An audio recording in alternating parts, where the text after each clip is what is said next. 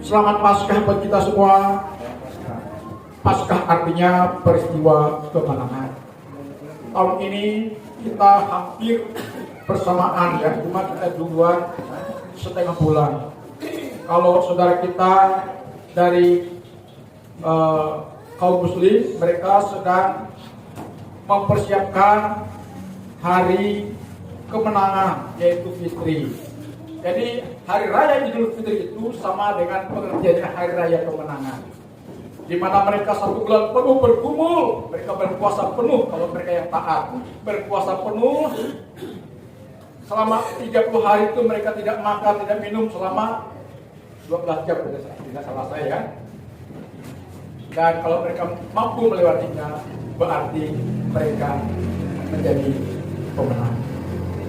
Nah, kita tidak harus demikian, tapi pemenang yang sejati adalah pemenang yang bisa menguasai emosinya, menguasai perilakunya, sehingga emosinya tidak mempengaruhi perilakunya tidak menguasai seluruh keberadaan hidupnya, sehingga tidak terjerumus ke dalam perbuatan-perbuatan tercela. Dan itulah peristiwa kemenangan. Pagi ini saya ingin melanjutkan lagi apa yang pernah kami sampaikan pada minggu kemarin.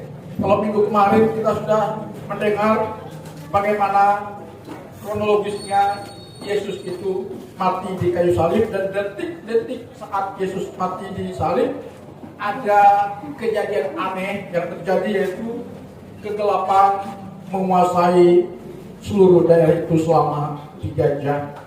Kemudian terjadinya gempa bumi, bukit-bukit terbelah, lalu kuburan-kuburan terbuka.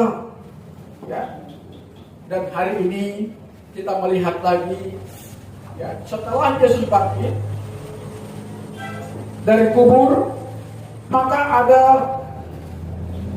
4 hal yang ingin saya mau sampaikan kepada kita. Setelah Yesus dinyatakan mati di atas kayu salib, Matius 27. Saudara, setelah Yesus mati di salib dalam keadaan tergantung, dan ada satu anak Tuhan yang bernama Yusuf Arimatea. Dia juga orang yang percaya kepada Yesus, termasuk murid Yesus juga, cuma tidak termasuk dalam golongan rasul. Dia dengan segala keberadaan hidupnya, dia kaya secara finansial, dan dia berpengaruh di daerah itu. Maka di dalam ayat yang ke-57 di dalam Matius pasal 27 berbunyi demikian, menjelang malam datanglah seorang kaya, orang Arimatea, yang bernama Yusuf, dan yang telah menjadi murid Yesus juga. Bayangkan sudah, ia pergi menghadap Pilatus dan meminta mayat Yesus. Pilatus memerintahkannya untuk menyerahkannya kepadanya, dan Yusuf pun mengambil mayat itu, mengapaninya dengan kain lenan yang putih bersih, lalu membaringkannya di dalam kuburannya yang baru, yang digalinya di dalam bukit batu. Dan sesudah menggulingkan batu besar pintu kubur itu, pergilah ia, dan seterusnya. Di sini kita melihat Yusuf orang kaya, bukan orang sembarangan. Kalau dia bukan orang sembarangan, tidak mungkin dia berani menghadapi Gubernur Pilatus, raja wilayah, untuk meminta izin kepada Pilatus agar mayat Yesus yang tergantung di salib bisa diturunkan, bisa dikafani, dan bisa dimakamkan secara layak dan pantas. Ya. Bahkan Yusuf sudah memiliki kuburan yang tersendiri, kuburan yang mewah, ya, batu ditebuk, batu dipahat, dan belum pernah dipakai, dan itu yang dia persembahkan untuk pemakaman Yesus. Ya. Ini yang pertama, saudara-saudara. Jadi pelajaran di sini dapat kita petik bahwa kalau kita sudah menjadi pengikut Yesus, maka hendaknya kita harus berani bayar harga. Katakan amin. Ya. Sebagai pengikut Kristus, sebagai orang Kristen, kita juga harus berani berlaku seperti Yusuf orang Arimatea ini. Mungkin kita bertanya, Yusuf bisa berbuat begitu karena dia kaya. Yusuf bisa berbuat begitu karena dia orang terkenal. Yusuf bisa berbuat demikian karena dia punya segalanya. Bagaimana dengan aku yang tidak bisa memiliki segalanya. Apakah aku masih bisa berbuat hal yang mulia untuk Tuhan? Jawabannya adalah apapun keberadaan kita, bagaimanapun keterbatasan kita, kekurangan kita diminta oleh Tuhan untuk berbuat sesuatu untuk Tuhan. Katakan amin. Dengan keberadaan kita yang ada, dengan kemampuan kita yang ada, kita harus berbuat untuk Tuhan. Ya. Jadi kalau kita belum berani berbuat untuk Tuhan, belum berani bayar harga untuk Tuhan, berarti kita belum sepenuhnya menghargai pengorbanan Tuhan yang begitu dahsyat dan luar biasa. Tuhan Yesus sudah berkorban, baik tubuhnya, perasaannya, jiwanya, pikirannya, sampai dia mati di kayu salib, hanya semata-mata karena untuk menyelamatkan kita. Nah, kita orang yang sudah diselamatkan melalui iman kita kepada Yesus, maka kita juga harus mau melakukan sesuatu untuk memuliakan Yesus dengan berkorban, berani bayar harga untuk ikut Yesus. Karena kalau kita belum berani bayar harga, kita digolongkan sebagai orang Kristen yang murahan, saudara. Itu kami hendak mengingatkan kita hari ini sebagai pengikut Kristus, kita harus berani bayar harga. Katakan amin. Berani bayar harga. Waktu kita, perhatian kita, tenaga kita, termasuk apa yang menyertai kita harus berbayar harga untuk kita menyenangkan Tuhan. Bayangkan Yusuf Arimatea. Kalau dipikir-pikir, apa sih artinya melakukan sebuah perbuatan yang mulia untuk orang yang sudah mati? Mungkin ada kita bertanya-tanya, apa sih dampaknya? Orang sudah mati kok dibiarkan itu tidak apa-apa, tidak ada pengaruhnya bagiku. Tapi bagi orang yang memiliki rasa peduli, memiliki rasa pengorbanan yang tinggi, dia tidak berpikir demikian. Apalagi Yusuf Arimatea adalah orang yang percaya bahwa orang yang dia urus itu, mayat yang dia urus itu, mayat yang dia kuburkan itu, mayat yang dia kapal itu, mayat yang dia taruh di kubur yang sendiri adalah orang yang sangat penting bagi dia, yaitu penyelamat hidup dan jiwanya. Haleluya. Kemudian saudara, setelah peristiwa ini, ya, setelah Yesus dimakamkan di kubur yang dimiliki oleh Yesus, apalagi ayat 62 sampai dengan ayat 66, di sana terjadi semacam konspirasi jahat dari kuasa kegelapan. Sekali lagi katakan, kuasa kegelapan mesti tidak berhenti untuk menggagalkan karya Yesus yang sudah mati disalib untuk menanggung segala dosa kita. Sampai otoritas negara, otoritas Pilatus memerintahkan prajurit-prajurit untuk menjaga kubur Yesus, karena dia khawatirkan sesuai dengan perkataan Yesus bahwa pada hari ketiga dia akan bangkit dari kematian. Dan itu yang dikhawatirkan oleh kuasa kegelapan melalui tangan-tangan orang yang melakukan konspirasi jahat ini. Ayat 62 berkata, keesokan harinya, yaitu sesudah hari persiapan, datanglah imam-imam kepala dan orang-orang Farisi bersama-sama menghadap Pilatus. Dan mereka berkata, Tuhan, Raja Pilatus, kata imam-imam dan orang Farisi tadi, bahwa sebagai saat itu sewaktu hidupnya pernah berkata, sesudah 3 hari aku akan bangkit. Kekhawatiran imam-imam. Satu imam di sini, orang-orang yang setiap hari berjubah putih, berserban agama, imam-imam, ahli-ahli agama, ahli-ahli kita. Dia berkonspirasi dengan Pilatus, melakukan sebuah niat jahat, strategi jahat untuk menutupi fakta kalau nanti Yesus bangkit. Kita lakukan ini untuk mengelabui dunia bahwa dia tidak bangkit, tapi mayatnya dicuri oleh orang. Maka mereka berkata dalam ayat 64, karena itu perintahkanlah penjaga kubur itu sampai hari ketiga, jikalau tidak, katanya, murid-muridnya mungkin datang untuk mencuri dia, lalu mengatakan kepada rakyat, ia telah bangkit dari antara orang mati, sehingga penyesalatan yang akhir akan lebih buruk akibatnya daripada yang pertama. Kata Pilatus kepada mereka, ini penjaga-penjaga bagimu, pergi dan jagalah beribu sebaik-baiknya. Bayangkan, kekhawatiran kuasa kegelapan. Kalau berita kebangkitan Kristus ini benar-benar diketahui oleh masyarakat luas, buat dampaknya menurut imam-imam dan orang-orang Farisi, dampaknya katanya akan terjadi penyesatan yang maha dahsyat. Ya, ini kekhawatiran mereka, saudara. Sehingga otoritas negara di bawah kekuasaan Pilatus sebagai gubernur dunia waktu itu, dia memerintahkan untuk mengutus penjaga-penjaga untuk menjaga kubur. Nah, hari-hari ini saudara, sekalipun kita sudah menjadi percaya kepada Kristus, ada banyak cara kuasa kegelapan untuk kembali menarik kita agar kita kembali kepada dunia lama kita. Strategi dunia begitu masih begitu indah untuk mencengkram orang-orang percaya agar dia gagal menikmati janji Tuhan. Seperti yang 1 Tesalonika 5 ayat 9 mengatakan bahwa dia tidak menghendaki satupun di antara kita yang binasa. Tuhan menciptakan kita tidak atas satupun dia menghendaki kita binasa kekal masuk dalam penghukumannya. Tapi dia menghendaki, maka dia sudah menetapkan keputusannya bahwa kita semua diselamatkan melalui iman kita kepada Kristus yang sudah bangkit.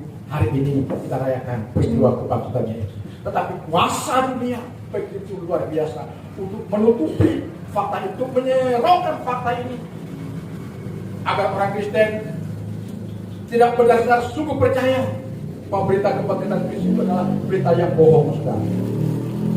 Ya. Ini harus kita waspadai sepanjang perjalanan kekristenan kita.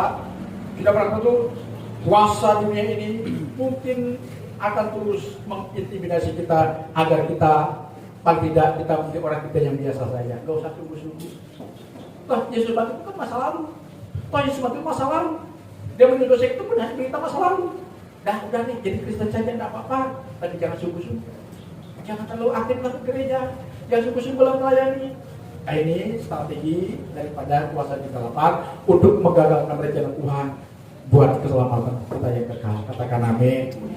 Setelah Yesus benar-benar bangkit, ayo kita lihat dalam pasal 28 ayat 11. Sampai bacakan di sini. Dusta mahkamah agama. Sekali lagi keterlibatan negara turut untuk menggagalkan berita kebangkitan Yesus agar penyesatan yang maha dasar tidak terjadi. Dan ini menurut versi orang-orang Farisi dan Saduki atau imam-imam Yahudi pada waktu itu. Sampai dengan ayat 11 dari pasal 28, ketika mereka di tengah jalan, datanglah beberapa orang dari penjaga itu ke kota dan memberitahukan segala yang terjadi itu kepada imam-imam kepala. Dan sesudah berunding dengan tua-tua, mereka mengambil keputusan lalu memberikan sejumlah besar uang kepada serdadu itu. Ayat 13, dan berkata, kamu harus mengatakan bahwa murid-muridnya datang malam-malam dan mencurinya ketika kamu sedang tidur. Dan apabila hal itu kedengaran oleh wali negeri, kami akan berbicara dengan dia sehingga kamu tidak boleh kesulitan apa-apa. Tidak boleh kesulitan apa-apa. Mereka menerima uang itu dan berbuat seperti yang dipesankan kepada mereka, dan cerita ini tersiar di antara orang Yahudi sampai sekarang ini. Makanya orang Yahudi belum semuanya percaya kepada Kristus yang telah lahir, bangkit dan naik ke surga, karena mereka masih disesatkan dengan apa yang pernah imam-imamnya lakukan pada waktu itu. Sampai sekarang komunitas Kristen Yahudi masih sangat sedikit sekali. Paling-paling dari sekian kurang lebih belasan juta komunitas orang Yahudi di dunia ini, paling-paling hanya 2% yang percaya kepada Kristus. Padahal Kristus itu berasal kepada orang Yahudi. Kenapa itu terjadi? Karena penyesatan. Mereka masih percaya bahwa itu adalah berita penyesatan. Ya, makanya serdadu yang tadi menjaga kubur Yesus, mereka melihat fakta bahwa benar malaikat menggulingkan pintu kubur dan Yesus bangkit dari kematian, dan serdadu-serdadu yang sudah diberikan tanggung jawab untuk menjaga kubur Yesus melaporkan kepada imam-imam melaporkan kepada wali negeri yaitu Pilatus. Lalu imam-imam Yahudi mengatakan, udah disuap saja penjaga-penjaga ini, beri 7 lubang agar mereka menceritakan kebohongan bahwa benar Yesus tidak bangkit, tapi dia dicuri oleh murid-muridnya atau orang lain, saudara. Jadi masalah suap udah dari 2000-an tahun yang lalu, mulai dari ribuan tahun yang lalu sudah ada, saudara, masalah suap, masalah korupsi. Ini untuk orang menceritakan kebohongan, disuap dan dikasih uang, ya, kebohongan menjadi kebenaran. Ya. Nah, banyak orang Kristen, pejabat Kristen yang terjebak di dalam perbuatan ini. Demi mendapatkan rupiah, kita berani berbohong, menceritakan sesuatu yang tidak sepatutnya seperti yang kita alami. Karena duit, saudara. Hati-hati. Kalau saudara misalnya dihadiahkan uang, tapi tujuan untuk saudara berbuat dosa, jangan tergiur dengan uang. Ya. Saya saksikan lagi di sini, ada saudara saya dari Landak. Saya ulangi lagi. Dia mau sogok saya sejumlah uang, malam-malam sekitar jam 10 di dekat sini, malam-malam pakai Innova. Dia ada sekitar 5-6 orang, satu jam Innova. Dia minta kamar di atas. Katanya dia mengelola satu bisnis katanya malam itu. Lalu saya ditawari satu buah mobil untuk fee-nya saja. Saya bilang ini sesuatu yang bagi saya tidak masuk akal. Pasti ada perbuatan jahat di dalam ini. Maka saya bilang maaf, abang-abang, saudara, kalian datang pada alamat yang salah. Saya bilang itu. Untuk hidup anak istri saya sudah cukup, bukan berpercaya. Sudah cukup, saya tidak perlu yang begitu. Silakan cari tempat lain. Saya tidak bersedia menerima. Apalagi ini rumah sudah kami dedikasikan, rumah ini untuk rumah gereja. Tidak mungkin kami melakukan hal itu. Sekalipun ditawar sejumlah uang. Bahkan kamu ini bodoh katanya. Tapi saya katakan tidak. Apa artinya lah saya punya uang tapi saya sudah melakukan sebuah dosa. Ya. Jika saya mendapatkan sesuatu tapi dengan cara berdosa, maka saya akan kehilangan damai sejahtera. Tidak akan ada sukacita dalam diri saya.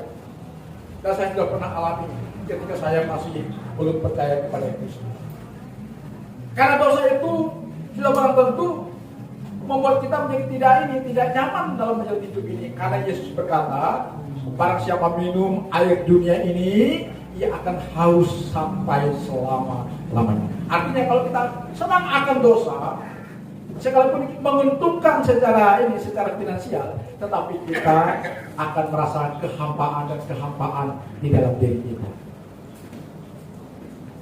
Kita tidak akan menikmati kepuasan, tidak akan ada tenangan, damai sejahtera dalam hidup kita. Karena itu pelajaran yang tentang soal ini, mari hari ini harus kita jauhkan dari diri kita. Katakan amin. Siapa tahu nanti generasi muda ada jadi pejabat, ya. Siapa tahu nanti Sonia atau siapa tahu di antara kita ada yang jadi pejabat. Jangan gara-gara ingin mendapatkan kedudukan yang bagus, kita lalu main suap. Saya pernah dengar pejabat kita di Sanggar. Dia cukup memiliki kedudukan yang sangat prestisius. Tapi saya tanya dengan kawan-kawannya, mana apa itu? Hanya kelihatan dia itu tapi dia tidak ada uang. Dapat uang gampang, berdus-dus dapat uang. Heran dia, lihat uang pun berdus-dus. Tapi dalam hitungan hari waktu habis lagi. Kalau kita dapat uang berdus-dus dengan hasil keringat kita, wah kita sangat bahagia rasanya. Katakan amin. Tapi kalau didapatkan dengan cara yang tidak layak dan pantas, uang itu akan seperti angin bersayap kemana-mana dia melayang. Tidak akan ada. Kita tahu politisi Kalimantan Barat yang cukup beken, yang pernah menduduki sebuah lembaga yang sangat prestisius di Jakarta, itu ketua MK dari Musibah. Dia dari orang Dayak, tapi akhirnya dia mualaf. Tapi apa yang terjadi? Dia bermain suap. Ya, disuap, orang yang memiliki kasus hukum disuap, jadi dimenangkan perkaranya. Ketahuan, ditangkap, dihukum seumur hidup. Nyaman tak? Dihukum seumur hidup. Hartanya disita semua, dimiskinkan dia, di penjara seumur hidup. Tidak ada gerasi. Belum di akhirat, di dunia sudah menderita. Karena itu jangan pernah kita melakukan perbuatan yang tercela. Katakan amin. Ya, karena sebagai orang Kristen kita harus tampil beda. Katakan amin. Haleluya. Ya. Kemudian yang terakhir yang ingin kami sampaikan kepada kita, dalam ayat yang ke-16 berbunyi demikian, dan 11 murid itu berangkat ke Galilea, ke bukit yang telah ditunjukkan Yesus kepada mereka. Ketika melihat Dia, mereka menyembahnya, lalu beberapa orang ragu-ragu. Yesus mendekati mereka dan berkata, "Kepadaku telah diberikan segala kuasa, baik di surga maupun di bumi." Ada orang-orang yang menyerang kekristenan, khususnya dari agama sebelah. Mana ada ayatnya yang mengatakan bahwa kita harus menyembah Yesus? Ini jelas ada ayatnya kan? Ada kan ayatnya dikatakan ketika mereka siapa di sini? Ketika murid melihat Yesus, mereka apa? Menyembah Dia. Sekalipun ada juga yang ragu-ragu. Nah, setelah Yesus akan naik ke surga, ada satu perintah yang sangat penting buat kita orang-orang pengikutnya, yaitu orang Kristen.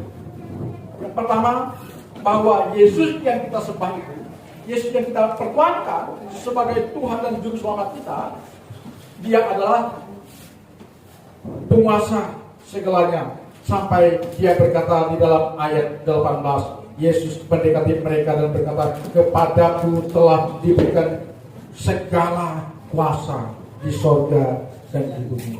Bukan diberikan kuasa, tapi segala kuasa. Mengapa Yesus mendapatkan predikat sebagai penerima mandat dari Bapa Surgawi? Karena Dia telah melakukan sebuah karya yang sangat besar bagi penyelamatan umat manusia. Dengan kebersihan yang berhormat yang begitu mulia untuk menyelamatkan umat manusia yang berdosa. Dan dengan kemenangannya melewati peristiwa-peristiwa yang sangat tragis tadi, endingnya Dia bangkit dari kematian. Sebelum Dia naik ke surga, Dia berkata kepada murid-muridnya, "Kepadaku telah diberikan segala kuasa oleh Bapa yang mengutus Aku, kuasa di surga maupun kuasa di bumi." Kalau Dia sudah diberikan segala kuasa di surga maupun di bumi, berarti Dia berkuasa atas hidup kita. Katakan amin. Sanggup menghadapi kerasnya kehidupan ini, sanggup menghadapi tantangan hidup ini. Walaupun dunia krisis, kita tetap eksis. Katakan amin. Sekalipun dunia ini resesi, kita tetap bisa mengadakan resepsi seperti kami tadi malam di rumah sahabat kita. Kami sudah menikmati makan malam di rumah sahabat kita. Ya. Sekalipun dunia resesi, kita masih bisa naik panggang-panggang ayam, panggang penyertaan Yesus, pembelaan Yesus kepada kita. Karena kalau kita sudah mempercayakan perjalanan hidup kita kepada Yesus yang telah diberikan segala kuasa, baik di dunia maupun di surga, maka hidup kita sudah ada di dalam tangannya. Jaminan kita adalah Yesus. Katakan amin. Karena itu kami hendak mengingatkan kita lagi hari ini, jangan pernah ragu, jangan pernah bimbang untuk mempercayakan Yesus dalam seluruh perjalanan hidup kita.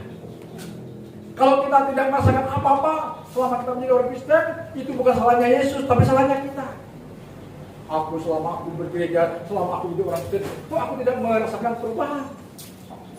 Kenapa bisa demikian? Karena kita yang mengkondisikan hidup kita seperti itu, bukan Yesus. Yesus sudah berkata, "Bila engkau mempercayakan hidupmu kepadaku, aku berkuasa atas hidupmu." Sudah beranikah engkau mempercayakan hidupmu kepada Aku yang berkuasa atas hidupmu? Kalau kita belum berani, ya Yesus juga tidak memaksa kita. Seperti bahasa kemarin, Yesus betul-betul hati kita, bukan dengan cara dijobrak, ditendangkan. Dia minta kesediaan kita buka dari dalam, Kata kita ini bukan robotnya Tuhan. Jadi kalau kita sudah mendapatkan kepastian keselamatan dari Yesus Kristus melalui peristiwa kebangkitannya, satu hak dan kewajiban kita hari ini yang akan saya sampaikan di sesi terakhir ini, yaitu apa? Amanat agung Tuhan harus diberitakan. Bunyinya demikian, Yesus mendekati mereka dan berkata, "Kepadaku telah diberikan segala kuasa di surga dan di bumi. Karena itu pergilah, jadikanlah semua bangsa muridku dan baptislah mereka dalam nama Bapa dan Anak dan Roh Kudus. Ajarlah mereka melakukan segala sesuatu yang telah kuperintahkan kepadamu, dan ketahuilah Aku menyertai kamu sentiasa sampai kepada akhir zaman." Jadi sekarang hak dan kewajiban kita orang percaya yang sudah menerima karya penyelamatan Kristus melalui penyalipan dan kebangkitannya, maka tidak boleh ditawar-tawar. Kita memiliki hak dan kewajiban. Hak kita adalah beritakan Injil, menjalani, melakukan perintah agung itu. Bagaimana caranya? Saya katakan kemarin, perilaku hidup itu yang sangat penting harus kita pertunjukkan kepada dunia. Ini berkata-kata, tapi banyak menunjukkan perilaku hidup. Itu salah satu strategi penginjilan yang sangat efektif. Banyak berkata-kata, kalau perilaku hidup kita amburadul, itu justru akan membuat orang tambah lari dari Kristus. Karena itu di gereja kita hari ini, jika kita semua terlibat dalam amal agung, beritakan Injil, bersaksi kepada orang, bawa jiwa-jiwa kepada Tuhan, niscaya gereja kita ini dalam waktu dekat tidak akan mampu lagi menampung jumlah jiwa. Pertama-tama kita harus beritakan Injil kepada orang-orang terdekat kita dulu, kepada teman-teman kita yang terdekat dulu. Beritakan Injil sampai kepada mereka. Jangan lagi berlambat-lambat. Mari kita sama-sama mencari Tuhan. Kita sedang hidup di akhir zaman. Kita tidak tahu bagaimana zaman ini akan berakhir. Tapi yang jelas dunia semakin hari sedang menuju kepada kesudahannya. Ya. Sungguh-sungguh jangan pernah kena mudah dipengaruhi oleh penyesalan, karena penyesalan sedang terjadi hari-hari ini.